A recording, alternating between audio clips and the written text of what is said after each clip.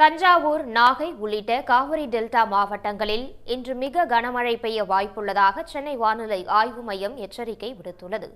தென்கிழக்கு வங்கக்கடல் மற்றும் அதனை ஒட்டிய கிழக்கு இந்திய பெருங்கடல் பகுதியில் நேற்றில் இருந்து ஆழ்ந்த காற்றழுத்த தாழ்வு பகுதி நிலவி வருகிறது. அது மேற்கு வடமேற்கு திசையில் நகர்ந்து தெற்கு வங்கக்கடலின் மத்திய பகுதியில் காற்றழுத்த தாழ்வு மண்டலமாக இன்று வலுப்பெறும் என சென்னை வானிலை ஆய்வு மையம் தெரிவித்துள்ளது. அதன் எதிரொலியாக மயிலாடுதுறை, நாகை, தஞ்சாவூர், திருவாரூர் மாவட்டங்கள் மற்றும் காரைக்காலில் இன்று கன முதல் மிக கனமழை பெய்ய வாய்ப்புள்ளதாக எச்சரிக்கை விடப்பட்டுள்ளது.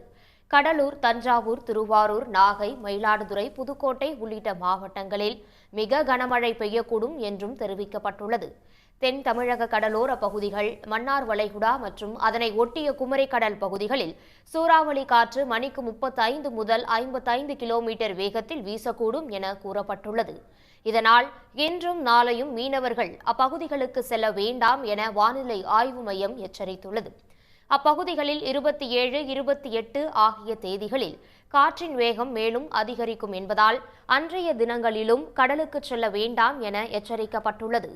உடனுக்குடன் செய்திகளை தெரிந்து கொள்ள சன் நியூஸ் பெல் ஐகானை கிளிக் பண்ணுங்க.